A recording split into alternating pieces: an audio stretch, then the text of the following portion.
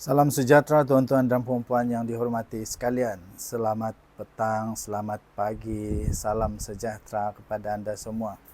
Saya ingin buat satu ulasan kritikal yang sangat penting untuk rakyat Malaysia faham dan rakyat Malaysia perlu ketahui. Ya, kita perlu mengetahui perkara ini supaya kita tidak dibuai oleh janji-janji, tidak dibuai oleh fakta-fakta tak bermanfaat, dan kita tidak dibuai oleh pujukan-pujukan yang akhirnya menyusahkan diri sendiri, tak ada apa yang berlaku. Tapi sebelum itu saya ingin kongsikan satu produk daripada For Life Research, satu company disebut sebagai Immune System Company, daripada For Life Research. Produk ini boleh meningkatkan imun badan sehingga 437% sesuai untuk kita dapat sihat semula. Bagi anda yang masalah kesihatan, kencing manis, darah tinggi, buah pinggang, saraf, gout, masalah lelaki, masalah perempuan, apa sahaja masalah yang disebabkan oleh imun badan yang tidak sempurna, tidak stabil lagi, Transfer Factor boleh meningkatkan imun badan dan boleh mengembalikan kepada kestabilan imun badan yang optimum. Ini sudah dikaji secara saintifik, telah diterima oleh seluruh dunia, termasuk di dalam buku rujukan para doktor, dan juga telah dibuat kajian selama lebih 70 tahun dan telah dikategorikan sebagai miracle molekul oleh para saintis. Jadi bagi anda yang ingin berikhtiar, boleh telefon saya mendapatkan Transfer Factor. Ulasan Kekal Anwar, usah butakan diri kepada kebenaran. Saya harap anda menonton video ini panjang supaya anda boleh faham keadaan yang sebenar. Dikala kritikan memuncak ditujukan kepada Perdana Menteri Datuk Seri Anwar Ibrahim, saya terpanggil untuk menyatakan penjelasan yang lebih bersifat kritikal dan berfakta, sekaligus untuk menolak dakwah songsang daripada Dr. Afif Bahardin di dalam Malaysia kini pada 27 Julai yang lalu. Afif hanya melontarkan satu persepsi yang negatif tanpa beliau menunjukkan sebarang bukti atau angka yang kukuh. Penulisan dia lebih menjurus kepada permainan sentimen berbanding daripada berpijak kepada bumi yang nyata. Realitinya tuan-tuan dan puan-puan, data rasmi menunjukkan prestasi ekonomi negara terus mencatat pemulihan yang meyakinkan.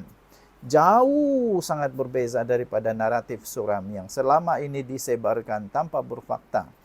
Kritikan terhadap kepimpinan Perdana Menteri membuktikan keterbukaan Perdana Menteri Datuk Seri Anwar Ibrahim di dalam menjunjung amalan demokrasi di dalam negara ini.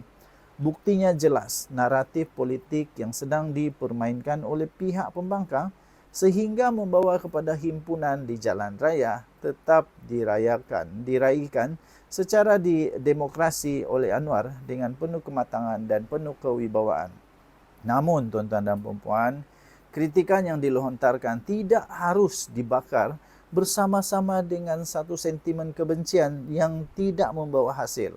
Sebaliknya, penilaian yang adil mestilah berasaskan kepada fakta dan konteks realiti, bukan kekecewaan secara pribadi atau romantisme masa silam sesetengah pihak.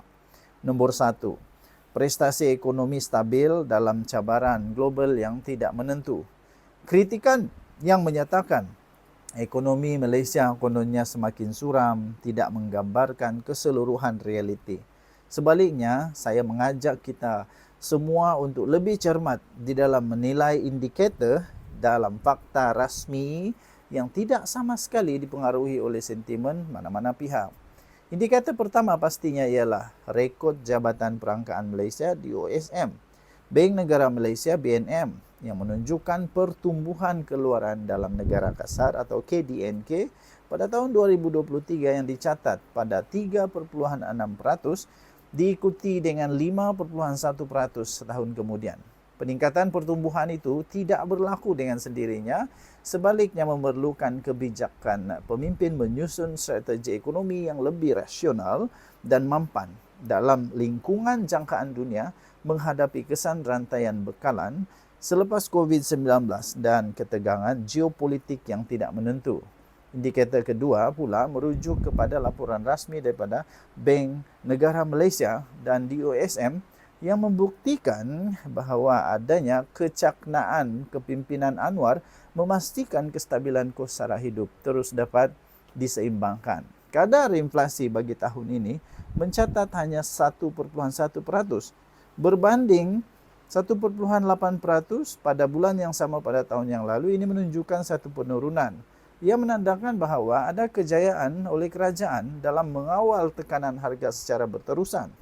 Pada masa yang sama, tuan-tuan dan puan-puan, kadar pengangguran turut menurun kepada 3,0% pada Mei lalu berbanding 3,3% yang direkodkan pada bulan yang sama pada tahun 2024. Ini menggambarkan pasaran buruh yang semakin pulih selari dengan hala tuju dasar ekonomi madani yang diterajui oleh Perdana Menteri.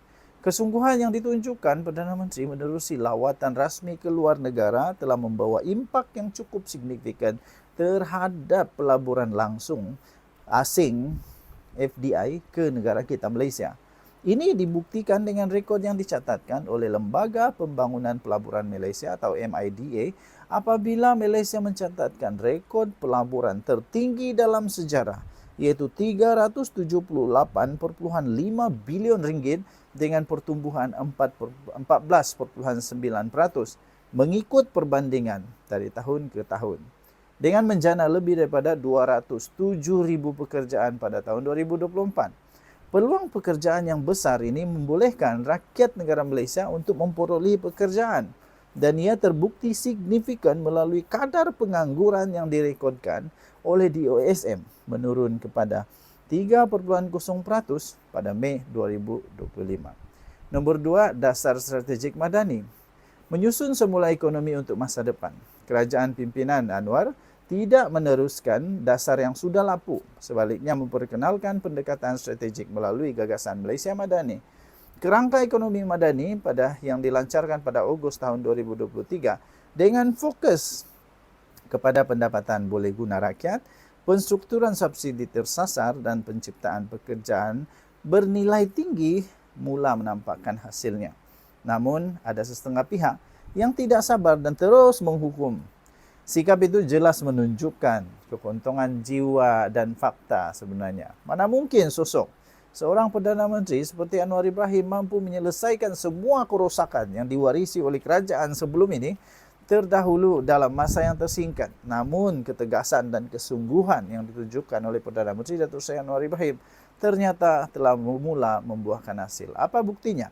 Pada Belanjawan Madani 2024 merupakan paling inklusif dalam sejarah dengan telah memperuntukkan 393.8 bilion ringgit Malaysia dengan memberi penumpuan kepada pendidikan, digitalisasi serta ekonomi pelaburan dan ekonomi hijau dan teknologi.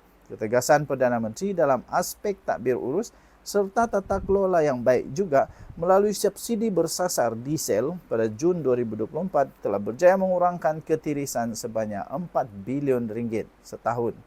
Pada hemat saya, sesetengah pihak yang dangkal pemikirannya telah menggunakan isu nilai mata wang untuk dijajah sebagai modal politik murahan dengan mengatakan kejatuhan ringgit menjadi kayu ukur kelemahan ekonomi negara.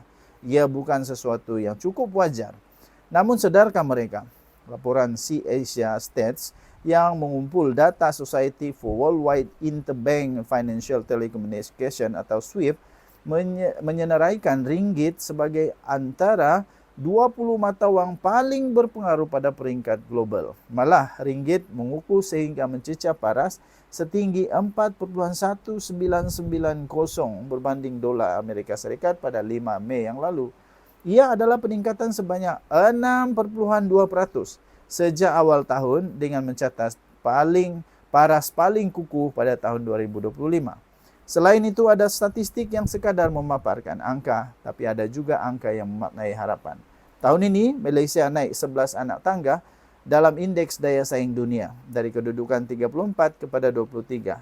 Ini indeks kebebasan media, inovasi global dan keselamatan negara juga menunjukkan satu peningkatan yang ketara. Mungkin tidak semua nampak usaha di sebalik tabir ini yang digerakkan oleh kepimpinan yang berprinsip, penjawat awam yang tekun, dasar yang diperhalusi hinggalah komitmen penuh untuk pulih secara berperingkat.